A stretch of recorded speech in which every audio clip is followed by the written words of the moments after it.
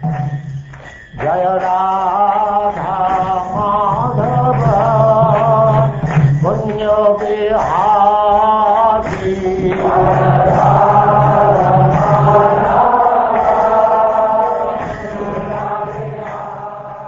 And now chapter 66, Paundraka, the false Vasudeva.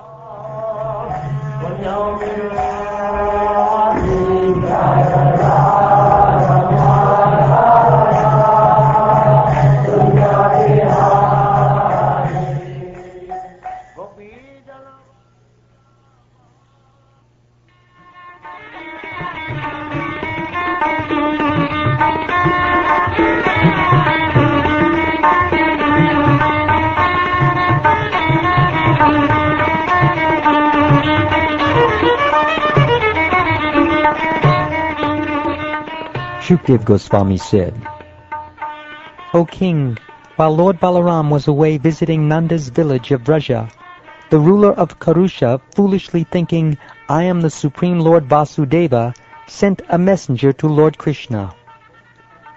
Paundraka was emboldened by the flattery of childish men, who told him, You are Vasudeva, the supreme Lord and Master of the universe, who have now descended to the earth. Thus he imagined himself to be the infallible personality of Godhead. Thus slow-witted, King Paundraka sent a messenger to the inscrutable Lord Krishna at Dwarka.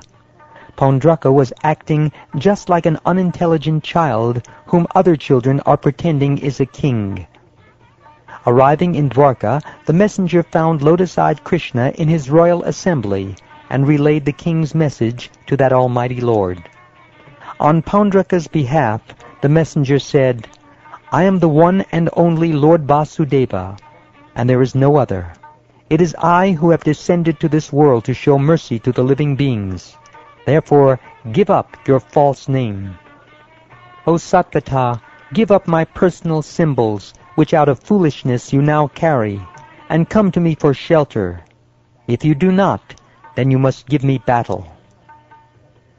King Ugrasena and the other members of the assembly laughed loudly when they heard this vain boasting of unintelligent Paundraka. The personality of Godhead, after enjoying the jokes of the assembly, told the messenger to relay a message to his master as follows. You fool, I will indeed let loose the weapons you boast of in this way. When you lie dead, O fool, your face covered by vultures, herons, and vata birds, you will become the shelter of dogs. When the Lord had thus spoken, the messenger conveyed his insulting reply to his master in its entirety. Lord Krishna then mounted his chariot and went to the vicinity of Kashi. Upon observing Lord Krishna's preparations for battle, the mighty warrior Paundraka quickly went out of the city with 2 full military divisions. Paundraka's friend, the king of Kashi, followed behind, O king, leading the rear guard with 3 Akshohini divisions. Lord Krishna saw that Paundraka was carrying the Lord's own insignia, such as the conch shell, disc, sword, and club, and also an imitation Sharanga bow and Srivatsa mark. He wore a mock Kaustubha gem, was decorated with a garland of forest flowers, and was dressed in upper and lower garments of fine yellow silk. His banner bore the image of Garuda, and he wore a valuable crown and gleaming, shark-shaped earrings. Lord Hari laughed heartily when he saw how the king had dressed up in exact imitation of his own appearance, just like an actor on a stage. The enemies of Lord Hari attacked him with tridents, clubs, bludgeons, pikes, rishtis, barbed darts, lances, swords, axes, and arrows. But Lord Krishna fiercely struck back at the army of Paundraka and Kashiraj, which consisted of elephants, chariots, cavalry, and infantry. The Lord tormented his enemies with his club, sword, Sudarshan disc, and arrows, just as the fire of annihilation torments the various kinds of creatures at the end of a cosmic age.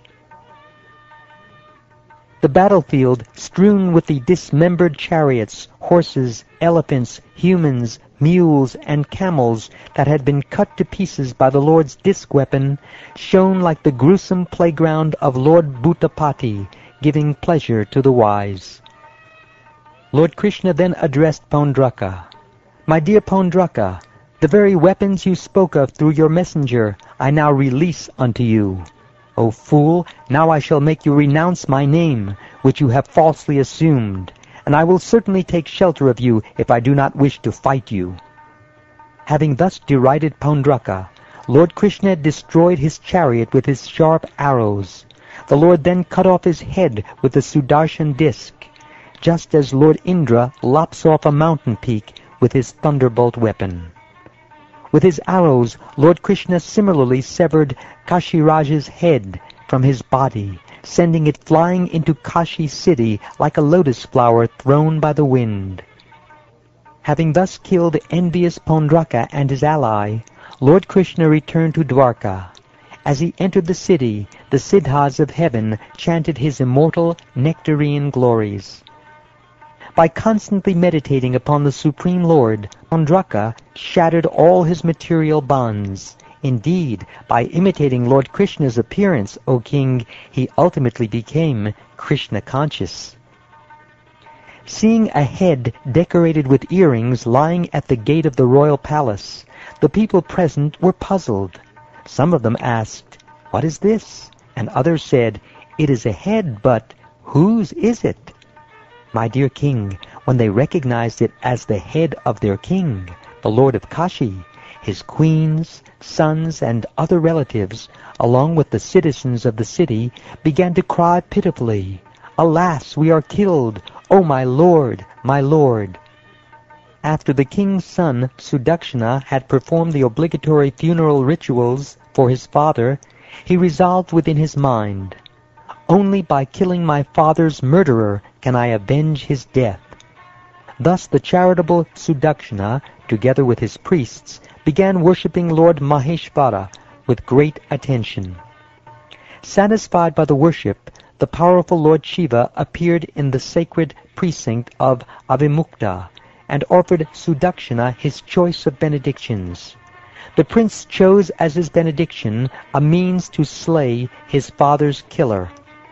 Lord Shiva told him, "Accompanied by Brahmins, serve the Dakshinagni fire, the original priest, following the injunctions of the Abhichara ritual. Then the Dakshinagni fire, together with many pramatas, will fulfill your desire if you direct it against someone inimical to the Brahmins." So instructed, Sudakshana strictly observed the ritualistic vows and invoked the Abhichara against Lord Krishna. Thereupon the fire rose up out of the altar pit, assuming the form of an extremely fearsome naked person. The fiery creature's beard and tuft of hair were like molten copper, and his eyes emitted blazing hot cinders. His face looked most frightful with its fangs and terrible arched and furrowed brows. As he licked the corners of his mouth with his tongue, the demon shook his flaming trident. On legs as tall as palm trees, the monster raced toward Dwarka in the company of ghostly spirits, shaking the ground and burning the world in all directions. Seeing the approach of the fiery demon created by the Abhichara ritual, the residents of Dwarka were all struck with fear, like animals terrified by a forest fire.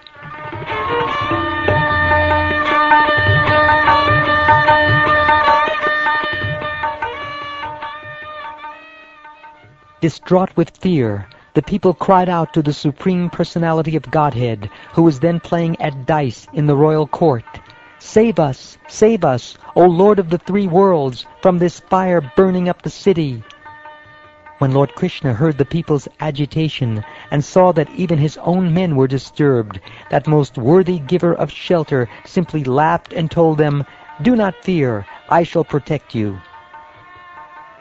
The Almighty Lord, the internal and external witness of all, understood that the monster had been produced by Lord Shiva from the sacrificial fire. To defeat the demon, Krishna dispatched his disc weapon, who was waiting at his side. That Sudarshan disc weapon of Lord Mukunda blazed forth like millions of suns. His effulgence blazed like the fire of universal annihilation, and with his heat he pained the sky, all the directions, heaven and earth, and also the fiery demon. Frustrated by the power of Lord Krishna's weapon, O king, the fiery creature produced by black magic turned his face away and retreated. Created for violence, the demon then returned to Varanasi, where he surrounded the city, and then burned Sudakshana and his priests to death, even though Sudakshana was his creator. Lord Vishnu's disc also entered Varanasi in pursuit of the fiery demon, and proceeded to burn the city to the ground, including all its assembly halls and residential palaces, with raised porches, its numerous marketplaces, gateways, watchtowers, warehouses, and treasuries, and all the buildings housing elephants, horses, chariots, and grains. After burning down the entire city of Varanasi, Lord Vishnu's Sudarshan Chakra returned to the side of Sri Krishna, whose actions are effortless. Any mortal who recounts this heroic pastime of Lord Uttama Shlokas, or who simply hears it attentively, will become freed from all sins.